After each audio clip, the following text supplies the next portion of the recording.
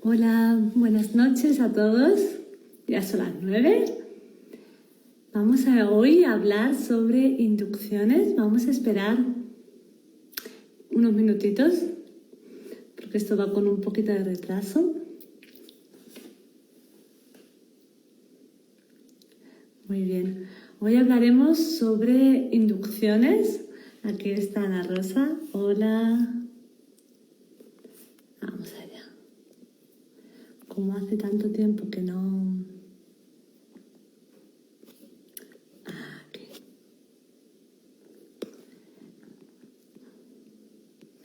A ver, Ana Rosa. Te invito, ¿vale? La recibes. Hola, hola a todas. Hoy vamos a hablar sobre inducciones. Ya tenemos todas las preguntas planteadas. Hola, que no encontraba hace tanto tiempo, que no hago un directo, que no encontraba por dónde era. Yo el otro día también, después de todo el verano, fue la primera vez. Yo también. ¿Qué tal? Muy bien, ¿qué Encantada. tal? La peluquería, súper bien, ¿no? Bueno, hija, un cambio. A ver si aguanto el flequillo. Bueno, yo nunca lo he aguantado, pero suerte. A ver, yo tampoco estoy acostumbrada. Además, hago mucho deporte, pero bueno, a ver cómo lo llevo. Que encantada igualmente, que nosotras nunca nos habíamos visto y nunca nos hemos visto en persona. Sí, te llamas Erika, ¿no? Yo soy Erika y trabajo en Sevilla y Huelva. Tengo consulta presencial y después trabajamos online en el embarazo, en un acompañamiento más físico, sensorial, durante el embarazo.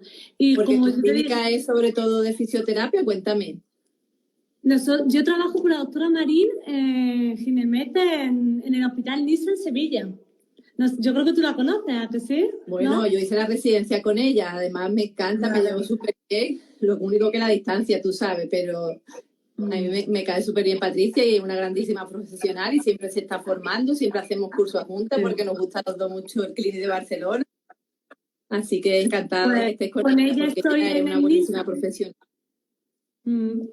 Pues con ella trabajo allí en Sevilla y después en Huelva tenemos una pequeña clínica en la sierra y tratamos un poquito de todo porque mi marido es osteópata y fisio, entonces hacemos un binomio. Pero yo me dedico sobre todo a la mujer, ya sea en el embarazo o en otras etapas, ¿no? De la vida, ¿no? Pero tú eres fisioterapeuta. Sí. Ah, muy bien. Y el nombre de la clínica, que yo digo, esto se lo tengo que preguntar, el nombre de la clínica, ¿por qué? Cuéntame. Mira, todo el mundo me pregunta, ¿no? Pero es que nosotros hemos vivido en Francia mucho tiempo, 8 años en Francia, y se llama Ki2 porque kinesithérapeute en francés es fisio. Entonces, vale. Como el inicio, y 2 porque éramos 2, tampoco creas que... Mira, ya me he enterado, hija, porque yo decía, esto se lo tengo que preguntar porque yo no veo el porqué. Bueno, pues nos inventamos un nombre raro, ¿no? Con nuestra... no, bien. Bueno, se recuerda, como una cosa rara se recuerda. Bueno, yo si quieres me presento, que no sé si por ahí... Yo creo que todo el mundo te conoce, en Instagram, pero bueno. Ay, no me digas eso. Bueno, yo me llamo Ana Rosa Lucena, soy ginecóloga y obstetra. Me formé en Cádiz, por eso conozco a Patricia, porque nos formamos juntas en el Hospital Puerta del Mar de Cádiz, que tenemos un buen recuerdo buenísimo. Imagínate, con 25 años, independizada en Cádiz, tú imagínate. ¡Qué locura, Cádiz! Sí, pues unos 4 años maravillosos, también de mucho aprender y estudiar, pero pasarlo bien también. Y me formé en Cádiz y desde el 2008, porque la formación mía fue del 4 al 8, desde el 2008 ejerzo de ginecóloga y obstetra en el Hospital Costa del Sol, más en la zona, porque nuestra especialidad tiene como muchos apartados, ¿no?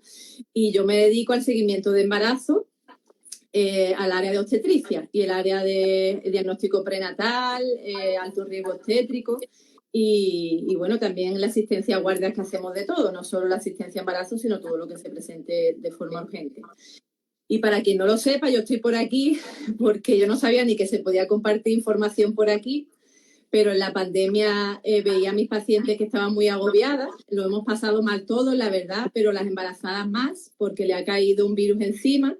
Ya el embarazo de por sí es una incertidumbre, son muchas dudas y encima te cae un virus.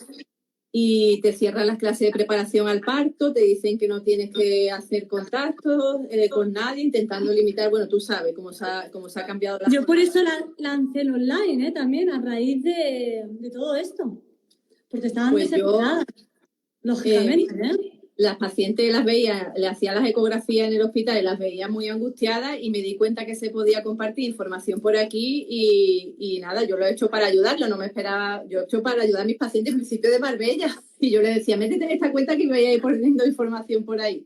Pero nada, he ido creciendo, parece que sirve la información que voy compartiendo y yo encantada y de mejorar sobre todo lo que más me interesa, que es mejorar la asistencia a partos en España, que tenemos mucho que mejorar todavía ahí. Entonces, y de ahí por el eso tema quería de hoy. yo hablar hoy de la inducción de parto. Sí, yo creo que es un tema muy quería importante. Hablar de las inducciones. Cuéntame.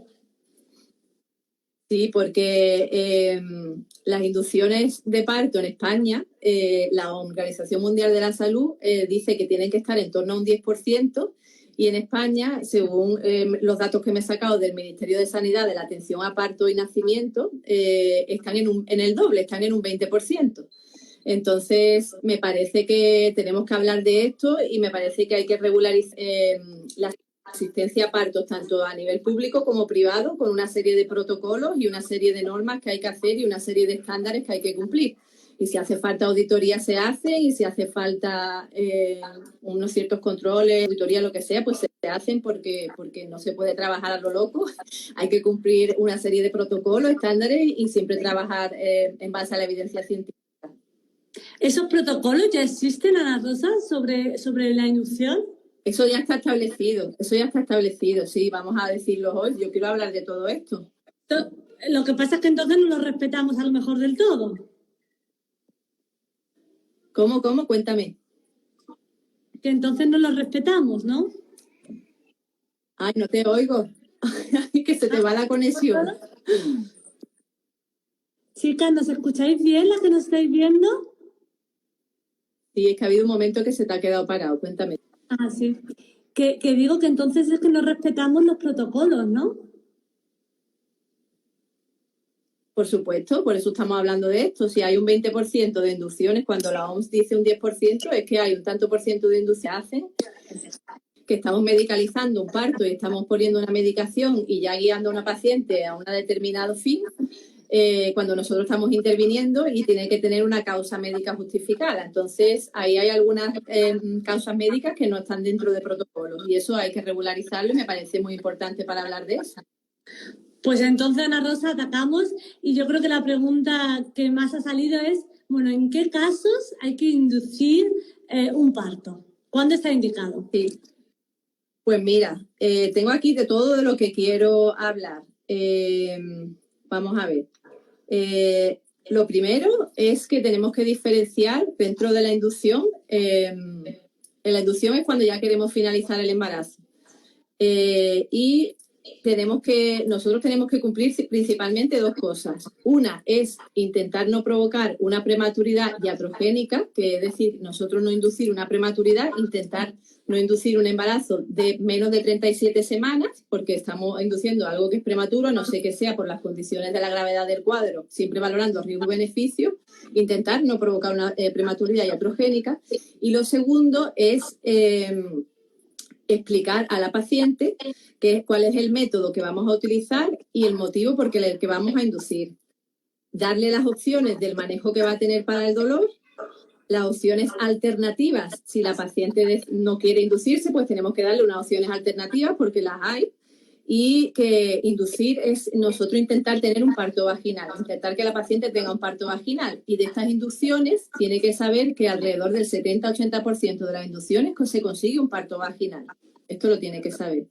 Entonces me parece que lo básico y lo principal que tenemos que hacer todo es informar a la paciente del motivo de la inducción, las posibilidades que tiene de si es parto vaginal o no, explicarle cómo es el proceso y explicarle que va a tener opción de tratamiento del dolor. Yo creo que a lo mejor pecamos de ir rápido, de hablar poco, y yo creo que mientras más hablemos, la paciente va a tener más en la mano la información para ella tomar decisiones como una persona adulta que es. Es que muchas veces como que dejan más la decisión en nosotros. Y yo me parece que es una cosa consensuada de explicar la situación y hay que consensuar la forma de actuar.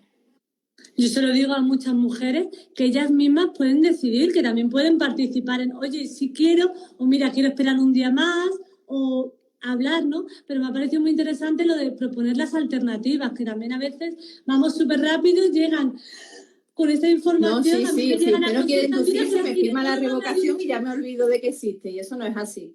Hay que hablarle, ella puede asumir los posibles riesgos que existan si no quiere la inducción y habrá que hacer un control más estrecho hasta que la paciente decida inducirse. Yo creo que no es todo ni blanco ni negro y hay que hablar. Entonces, las principales causas de inducción podemos dividirlas en 3 tipos principalmente. El 50% suele ser de las inducciones por ruptura prematura de membrana, porque es lo más frecuente que nosotros tenemos que inducir. La membrana, la bolsa se puede romper espontáneamente durante el parto, pero un determinado porcentaje de las pacientes puede romper la bolsa antes de iniciarse el parto. Entonces, lo que se suele hacer y lo que suele hacer la mayoría de los protocolos es esperar un tiempo que suele ser entre 12 y 24 horas. Nosotros en Marbella esperamos 24 horas. Si el estreptococo es negativo y todo se ve bien, el líquido es claro, se suele esperar 24 horas para esperar a ver si la paciente espontáneamente en esas 24 horas se inicia el parto. También depende de las condiciones cervicales, porque muchas veces lleva ya unas cuantas horas de bolsa rota y el cuello está muy cerrado y duro y hay veces que nosotros también podemos poner una medicación para reblandecerlo. Todo depende de cómo se encuentra la paciente. Entonces, la causa más frecuente es la ruptura prematura de membrana, que es eso, se espera 24 horas y ya después se comienza o con la maduración o con la inducción. Es que hay hay que entender que la inducción suele tener dos partes, digamos. Una primera que es madurar el cuello, que lo que queremos es ponerlo más blando, que se abra un poquito y acortarlo. Y para saber lo que es madurar el cuello me trae un embudo, mi embudo, que yo siempre le digo a las pacientes, ¿es un embudo? Pues además esto es de que mi niño se disfrazó del mago de Oz.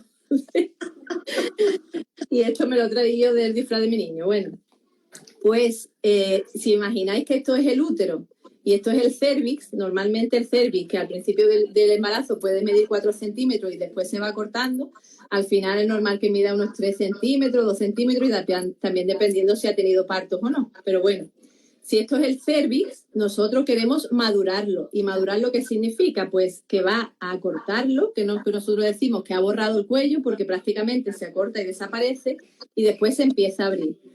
Entonces, esta maduración cervical que nosotros al explorar, cuando introducimos el dedito, miramos el cuello, miramos su longitud, se suele hacer en el día de antes. Entonces, hay un día generalmente que se dedica a madurar el cuello. Y después el día siguiente a la inducción del parto. Si quieres te digo primero los motivos y después empezamos a ver qué es lo que... Venga, perfecto. Entonces, ya hemos dicho que la 50% es por bolsa rota. Y después el otro 50% se divide en una serie de cosas que en uno de ellos, el más frecuente, es el embarazo cronológicamente prolongado, que son las chicas que se retrasan más allá de las 41 semanas. Que eso produce una desesperación tremenda porque a mí me pasó y cada día te parece que pasa una semana Eterno. Y no me pongo hoy y tampoco mañana, mira. Pero bueno, nosotros en este tiempo de 41 a 42 semanas no hay un día fijo, que mucha gente me dice, tiene que ser 41, 2, 41, 3. Mira, no hay un día fijo y depende sobre todo de la desesperación de cada uno y de las condiciones cervicales que tenga. Si tiene muy malas condiciones cervicales, lo suyo es esperar al máximo día posible, que no pasa nada por inducir a la 41 a 5. ¿Vale? Porque le estamos dando unos días más a que ese cuello o ese embarazo termine. También todo depende de si está bien en la monitorización fetal, el líquido, el peso. Bueno, yo estoy hablando de un embarazo normal de bajo riesgo, que no hay ningún problema. Entonces, lo que sabemos es que más allá de las 42 semanas, la morbilidad fetal aumenta. ¿Esto qué quiere decir? Pues que los bebés aguantan peor el parto, los bebés pueden tener aspiración de meconio, tienen más riesgo de ingreso en UCI, tienen más riesgo de que tengan sufrimiento con las contracciones. Entonces, lo indicado y lo que está protocolizado es que se produzca el parto antes de estas 42 semanas. Por eso nosotros sí que nos gusta que sea antes de estas 42 semanas, porque se aumenta un poquito el porcentaje. Tampoco es que sea en un día que no pase nada y al otro que se vaya a morir. Eso tampoco es, pero sí que aumenta un poquito la morbilidad materno-fetal e intentamos que sea antes de las 42 semanas. Entonces, esa es una de las causas más frecuentes. Y después se engloba una serie de causas que pueden pasar en el embarazo, como por ejemplo que el bebé sea un pequeño parada gestacional, que tenga un retraso del crecimiento intrauterino, que sea una colestasis, que tenga una preeclampsia, y eso ya son una serie de patologías, a lo mejor que tenga diabetes, sobre todo las diabéticas pregestacionales insulinizadas también las inducimos alrededor de las 38 semanas. Si la diabética es gestacional bien controlada, no sería motivo de inducción, que eso me lo preguntáis también mucho. Sí, esa era una pregunta. Entonces, hay una serie de motivos que también está indicado, valorando riesgo-beneficio, inducir a la paciente. Pero los más frecuentes son ruptura de bolsa, 41 semanas, y después patología médica asociada al embarazo. Me ha preguntado una chica si el oligoamnio es motivo de inducción, y hay que ser estricto porque al final del embarazo el líquido se reduce mucho. Entonces nosotros no hay que ser estricto, y una inducción por oligoamnio tiene que ser con un índice de líquido amniótico menos de 4, que nosotros eso lo podemos medir por ecografía. Si el líquido amniótico es más de 4, no estaría indicada la inducción. Y después, es que me pongo aquí a hablar y no paro. No, sí, pero y después genial. También saber, que no te veo. También saber que las inducciones, por ejemplo, en gemelares, también pueden llegar las gemelares que se inducen un poquito antes. En el caso de bicoriales, biamniótico suele ser entre 37 y 38 semanas. Bueno, más bien 38 semanas. Y si comparten la placenta suele ser alrededor de las 36 semanas. Esto es porque si pasado este tiempo ya sabemos que tiene más peores resultados perinatales, pero lo que yo quiero que quede claro es que vosotros tenéis que transmitirle vuestros sentimientos al ginecólogo, y es cuestión de hablar y de conversar y de contarle vuestros miedos y de poner sobre la mesa pues todo lo que sentís, no sentiros que os están llevando por un camino que no queréis. Nosotros siempre hablamos desde la evidencia científica y desde los resultados que siempre queremos que sean lo mejor, pero hay gente que a lo mejor se puede sentir forzada. Y siempre es bueno que estemos hablando y que se valoren todas las cosas para poder explicar mejor en consulta si lo necesitan. Y después la inducción no se haría pues cuando está indicado de por sí una cesárea, por ejemplo, en el caso de 2 cesáreas anteriores que sí que sabemos que tiene más riesgo de rotura uterina, si tiene una miomectomía con entrada en cavidad, si tiene una cesárea que se ha entrado de una forma no transversa, sino longitudinal, con un antecedente de rotura uterina previa, en presentaciones transversas, en la placenta oclusiva, basa previa o herpes genital activo. Todas esas cosas que estoy diciendo es que eso son indicaciones de cesárea, entonces en ese caso no estaría indicada la inducción. Aquí yo me pongo a leer, mejor no leo. Sí, porque mira, nos pregunta, yo tenía algunas dudas y ahora continúo con las que están haciendo. Por ejemplo, ¿el estreptococo positivo es causa de cesárea o el peso elevado? No, es una barbaridad, socorro. Vamos a ver, el estreptococo positivo nosotros lo medimos porque... ¿Has dicho algo, hija, que se te corta? No. El estreptococo es una bacteria que se saca con un bastoncillo vaginal y se hace a las 37 semanas, y lo medimos porque es la bacteria más relacionada con infección neonatal. Entonces, es importante que durante el parto, si es positivo, reciba el bebé unas determinadas dosis de penicilina, de antibióticos, para disminuir el riesgo de que esta bacteria pueda pasar al bebé.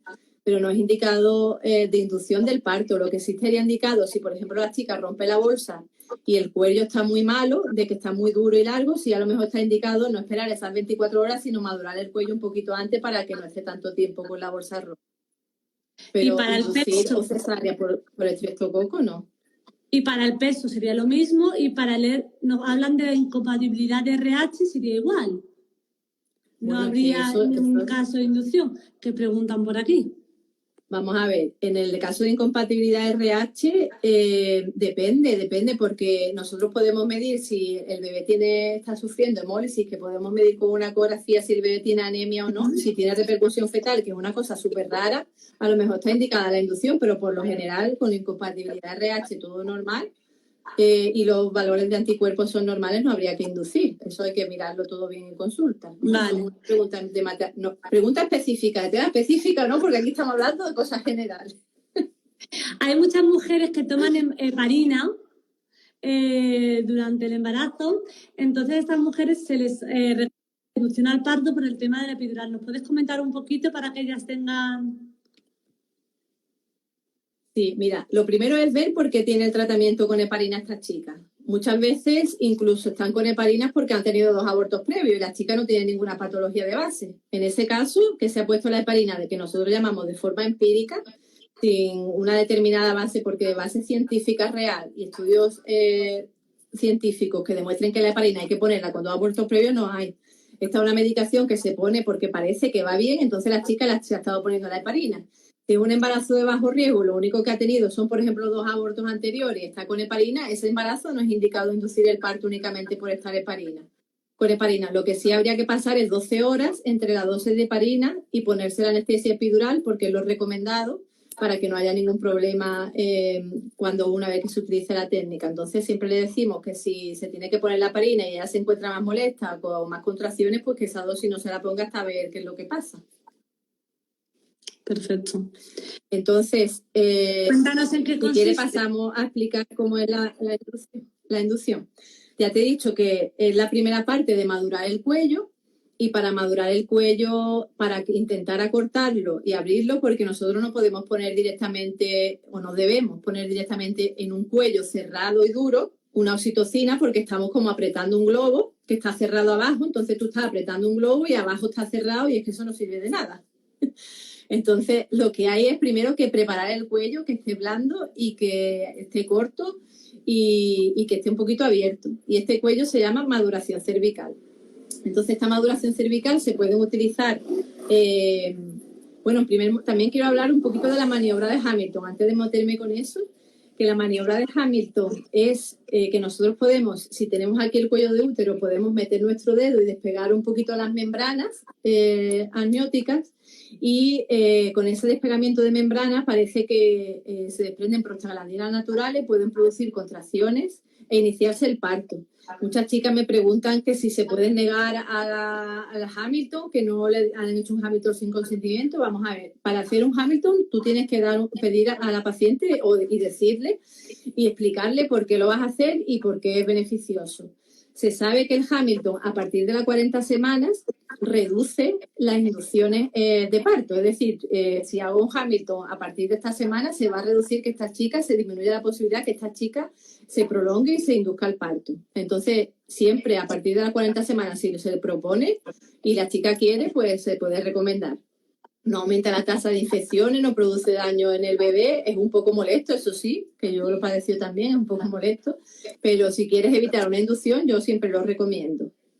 Entonces, dejando el Hamilton de lado, hablamos con la maduración cervical, que se puede hacer por métodos mecánicos, que es introduciendo un baloncito en el cuello, que puede ser un balón, que es para eso nosotros ponemos la sonda de Foley.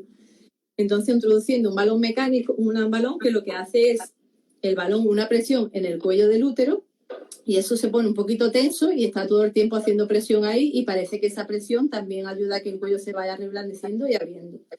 Y eso se puede unir porque nosotros lo que hacemos es que ponemos las dos cosas, ponemos método mecánico y también ponemos prostaglandina. Y se pueden utilizar tanto prostaglandinas tipo 1 y tipo 2, que se llaman, el nombre es, uno se llama Prope y el otro se llama misoprostol.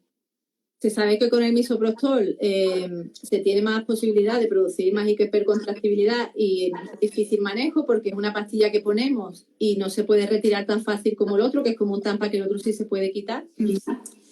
Entonces, hay que tener cuidado, por ejemplo, en pacientes que tienen el útero más distendido, como por ejemplo en gemelares, o si son bebés grandes o más líquidos.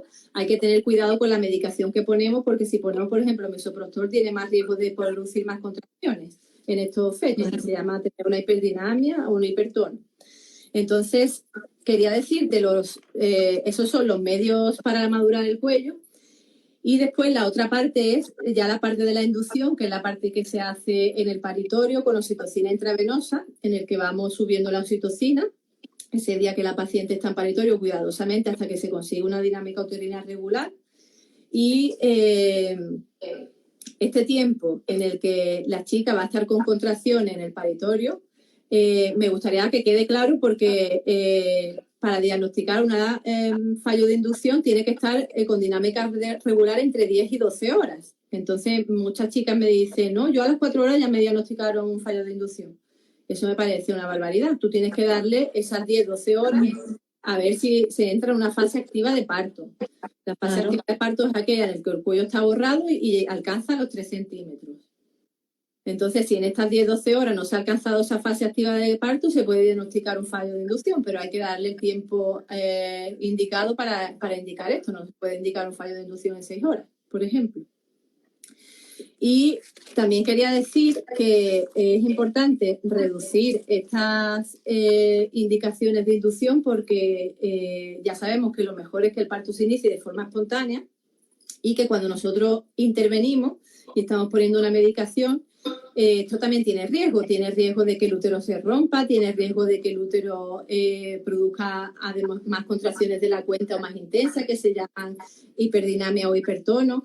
Los bebés que se inducen también tienen más riesgo de tener complicaciones como aspiración de meconio o prolapso de cordón cuando nosotros rompemos la bolsa, más riesgo de hemorragia postparto, de parto instrumentado. Entonces, es una cosa bastante seria y no se puede hacer una inducción sin una causa médica que lo justifique. En medicina siempre hay que valorar riesgo-beneficio y nosotros tenemos que indicarle la inducción porque hay algún riesgo de que el embarazo siga y esto supera al riesgo de la inducción del parto. Entonces, por eso quería decir el tema de hoy y de que hay que tener cuidado con la inducción de parto y hay que reducir los partos que se inducen, porque lo más fisiológico y lo mejor es que empiecen de manera espontánea. Yo creo que es muy importante lo que has comentado de esperar. ¿Cómo? No, que quería decir un estudio que me he leído justo antes de empezar, que ahora, si quieres, dime qué pregunta tenías. No, era reafirmar lo que acabas de decir sobre el tiempo de espera y sobre ellas mismas que también se den ese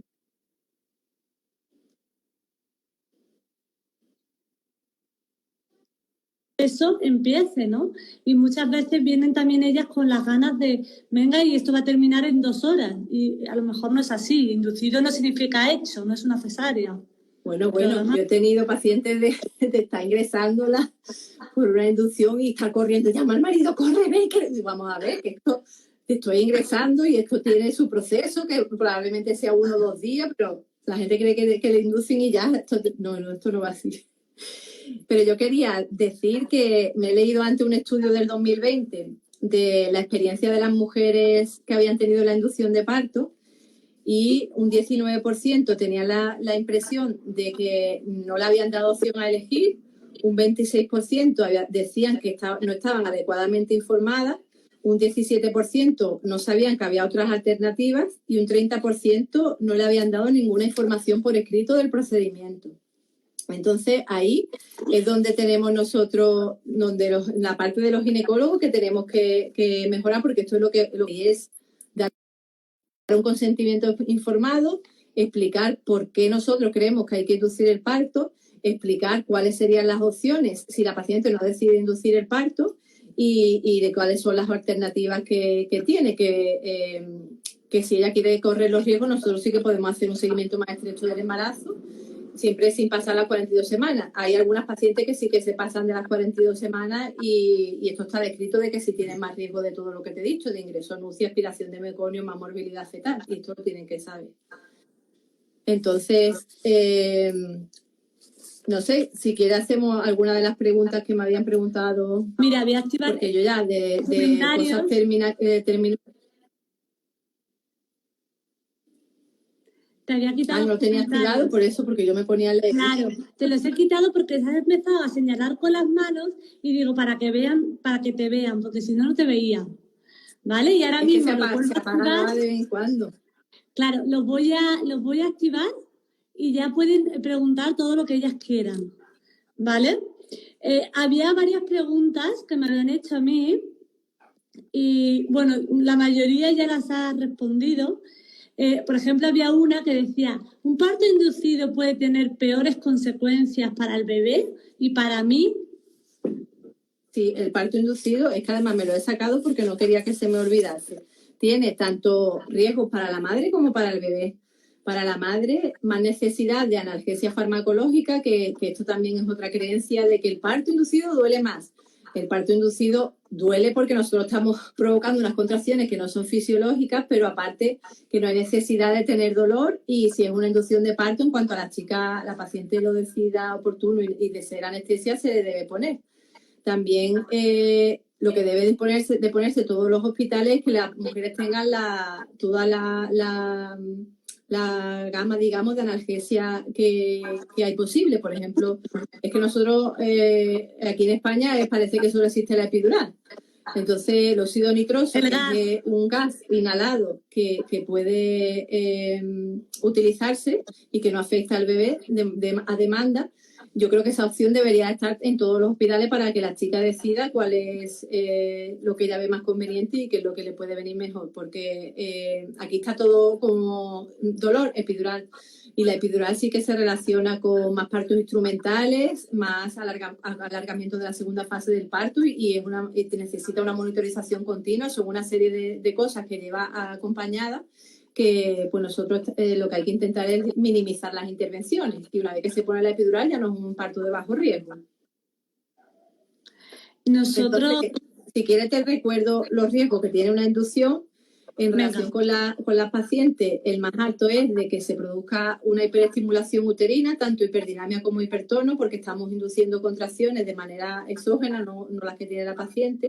Más riesgo de rotura uterina, más riesgo de parto instrumentado, de hemorragia postparto, y después en el bebé más riesgo de aspiración de meaconio y prolapso de cordón, porque si estamos induciendo el parto, una vez que se abre el cuello, nosotros intentamos romper la bolsa para que apoye la cabecita en el cuello del útero, y también porque se segregan sustancias para que ayuden a producir más efectividad las contracciones. Entonces, como estamos nosotros rompiendo la bolsa y no se rompe espontáneamente, también tiene más riesgo de que se prolapse el cordón umbilical, y también esto tiene riesgo para el bebé.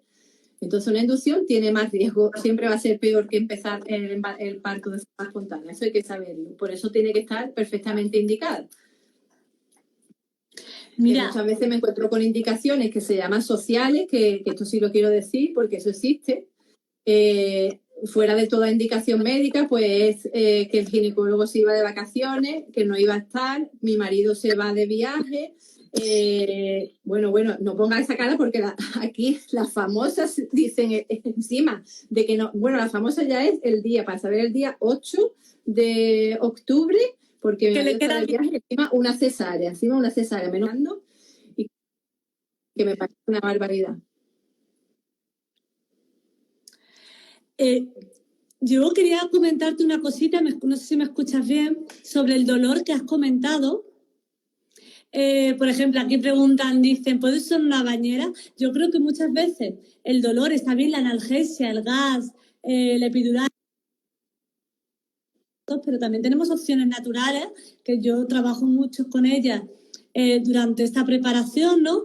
El movimiento, el agua, el calor, el masaje, y que son recursos que podemos utilizar antes, que es lógico que una inducción, lo que tú has dicho, es una hormona sintética y a lo mejor vamos a notarla un poquito más que la fisiológica, pero son recursos que tenemos al alcance nuestro y que podemos usar, ¿no? Y que a veces el no saber, me quedo quieta, me tumbo, y a lo mejor eso mismo me está provocando más dolor, aparte de los nervios, del estrés.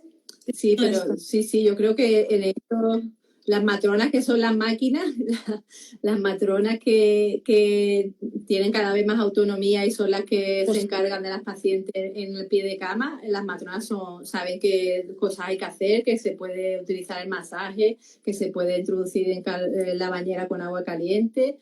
Incluso aromaterapia está descrito, música que relaje, todo eso, y yo quiero hablar de que las matronas que son las que hacen los partos de baja intervención son especialistas en eso, y yo sí creo que las chicas están bien informadas en cómo pueden manejar el dolor en el parto. Por lo menos las matronas de mi hospital son la caña. Sí, ¿no? yo lo que noto es que muchas mujeres no tienen como que no lo saben, ¿sabes? Que no saben que disponen de esos recursos, aunque después allí sí estén acompañadas. Puede ser, pero yo pienso también que es más informada. Yo me sorprendo. Sí. Mira, La paciente que encuentro cada vez está más informada. Ana Rosa te pregunta si tú ya allí tenéis en el Costa óxido nitroso. Pues mira, a partir de ya que estamos, ya, yo creo que el mes que viene ya lo conseguimos, estamos en ello, sí. Bien, porque bien, además bien. que lo tienen muchos sitios ya cerca, que se ha dejado de utilizar por el COVID, porque ha habido ahí, como era inhalado, pero a ver si lo podemos retomar, yo espero que sí. Yo tengo varias cosas que quiero hacer. Quiero que se ponga el óxido nitroso, me parece que es básico que el padre entre en la cesárea, me parece que la madre tiene que hacer la recuperación con el bebé las 2 horas después de la cesárea, hay que hacer pinzamiento tardío de cordón en los partos instrumentales, en los partos normales y en la cesárea, y son varias cosillas que hay que ir modificando, reducir la tasa de episiotomía. Y eso yo creo que todos los obstetras estamos por ello, a ver si se crean protocolos firmes, tanto en pública como privada, vuelvo a decir, porque la privada parece una tierra de nadie y que cada uno actúa como quiere. Hay que establecer protocolos estrictos, tanto en pública como privada, y auditorías para que reducir todo esto que te estoy diciendo y que el parto sea respetado y la cesárea humanizada. No, ahí desde luego haces una gran labor, ¿no?, en la divulgación para que haya más conocimiento. Mira, te pregunta si el parto puede ser que haya más inducción por la edad de la madre. Bueno, esto es controvertido. Es que hay varias cosas en las inducciones que son controvertidas y que se han venido haciendo en estos años, como por ejemplo una inducción de un feto grande o de una madre por tener más de 40 años, pero es que estas inducciones son controvertidas y en la evidencia científica no hay nada que te diga de que tengas que inducir un macrosoma para evitar una displasia de hombro, porque es controvertido saber si tú induces el parto, estás evitando hacer que haga la displasia de hombro, a no ser que sean diabéticas con un determinado peso. Y también es controvertido la inducción más de 40 años. Esas cosas son controvertidas, sí. ¿Qué hago?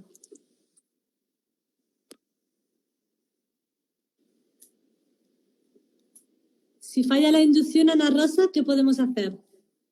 ¿Cesárea? Pues la inducción hay que darle su tiempo para que empiece la fase activa del parto, que ya te digo que es el cuello borrado y 3 centímetros de dilatación, y hay que tener contracciones regulares durante todo este tiempo que le damos, durante estas 12 horas. Si durante estas 10-12 horas, o si es una cesárea anterior, que se acortaría un poco el tiempo en 10 horas, si durante este tiempo no se consigue la fase activa de parto, se diagnostica un fallo de inducción y hay que hacer una cesárea por ello, sí. Mira, me inducen el próximo miércoles y me da miedo, ojalá me ponga de parto antes. Es por gestación prolongada. Bueno, pues todavía te queda una semanita, ¿no? Uy, pero si quedan 6 días, que se vaya a andar en terreno irregular, que yo siempre lo que digo para mover la pelvis, que se mantenga activa, puede mantener relaciones. Bailar. Sí. Y a ver si en este tiempo te quedan 6 días todavía. ¿Cuántas horas dura más o menos una inducción? He leído que las contracciones... La inducción está la parte... Es lo que te he dicho, un día suele ser de maduración del cuello del útero y al otro día la inducción, que tienes que estar 12 horas con contracciones regulares para ver si has borrado el cuello o no. Y ahí se sabría si hay un fallo o no hay un fallo en la inducción. Sí. Muy bien. Bueno, y si nos puedes ya para terminar, podemos hablar de qué alternativas soléis proponer a las madres que no quieren inducción. Por ejemplo, esta madre nos pregunta, Sandri, tiene un bebé de bajo peso, ¿qué opciones hay, no?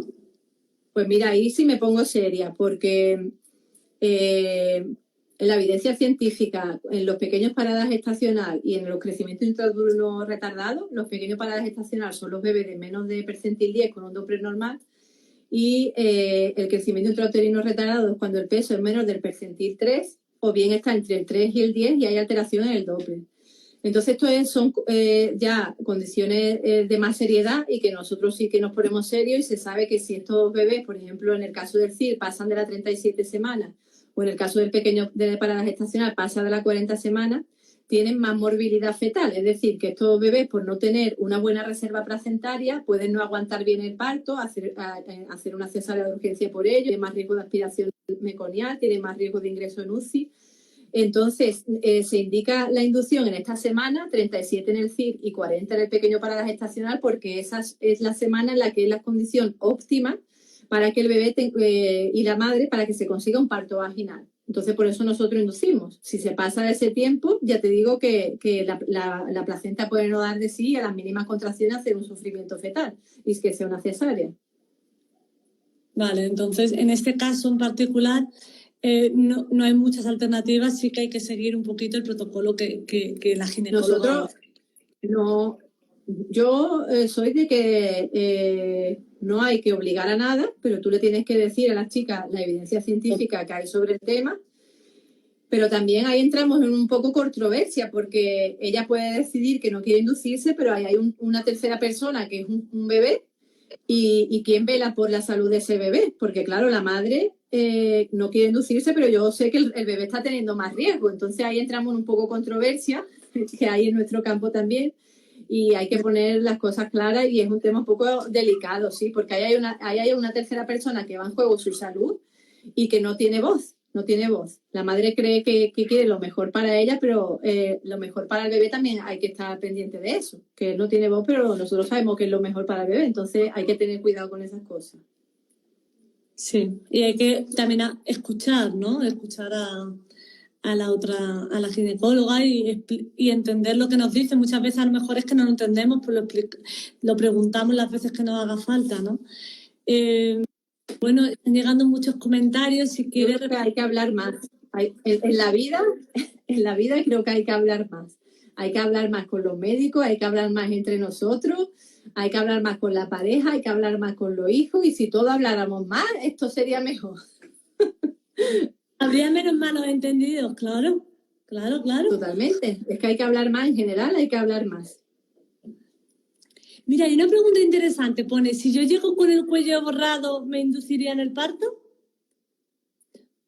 Sí, me imagino que habrá que esperar. ¿A dónde llega, hija? Porque llega a la parada de autobús. ¿A dónde llega? Yo me imagino que ha llegado al hospital.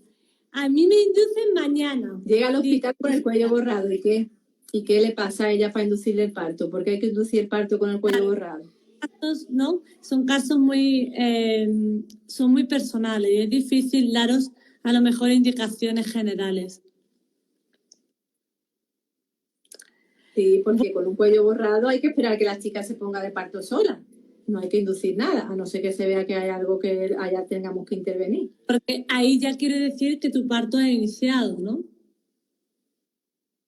Es que nosotros el parto tiene dos fases. Una fase que se llama latente, que son los pródromos, que es lo que tienen que sufrir todos porque son muy insidiosos y son contracciones dolorosas hasta que te digo que se acorta este cuello de útero, y esa fase latente.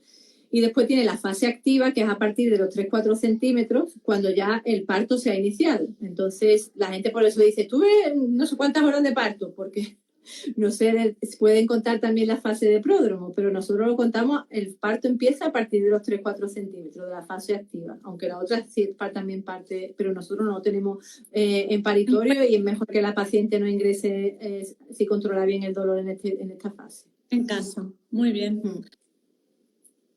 Pues yo creo que todo va a quedar guardado, que muchas de las preguntas que estáis haciendo van a resolverse si a lo mejor escucháis el directo desde el principio. Que Ana Rosa lo ha explicado todo perfecto. Tanto patologías como casos en los que estáis. Y si no, pues nos dejáis un comentario y se resuelve. Que muchísimas gracias por este tiempo que nos has dedicado. Bueno, nada. Que te has encantada. Yo quiero aclarar porque mucha gente, como me ven los seguidores que tengo, me dicen si gana dinero. Yo tengo mi trabajo, mis estudios Y yo no he hecho esto con otro fin que ayudar. Nosotras, tú y yo, estamos haciendo esto de nuestro tiempo porque por divulgar meramente. Y yo espero que la que esté por ahí que tenga que inducirse, que sea por un motivo justificado, que lo hable con su ginecólogo. Y si hay que inducirse el parto, pues para adelante. Ya sabéis que tiene la fase de maduración, la fase de inducción y en un 70-80% tiene posibilidad de un parto vaginal. Que es muy alto, que es muy alto. Sí, hay gente que dice que la inducción se relaciona con mayor tasa de cesáreas, pero la tasa de cesáreas es igual que una chica que no se ha inducido. Eso no está demostrado científicamente. Sí, porque hay mujeres que preguntaban en cómo evitar esa cesárea, pero al final no hay, por lo que tú nos has explicado, no hay manera de evitarla, es simplemente seguir los pasos y ver la indicación en cada momento, ¿no? Sí, porque tampoco sabemos si esa chica hubiera iniciado trabajo espontáneo. En un parto entran en juego muchos factores. Si esa chica hubiera entrado trabajo espontáneo, no sabemos cómo se hubiera colocado la cabeza, si hubiera hecho una no progresión de parto. Entonces, lo que sí sabemos es que la mayoría de los estudios científicos no es claro de que la inducción puede aumentar la tasa de cesárea y que en un 70-80% se va a conseguir un parto vaginal. Pues nos quedamos con este último apunte, ¿no? Que un parto inducido no es significativo de una cesárea, que me parece estupendo. Bueno, pues nada, encantada.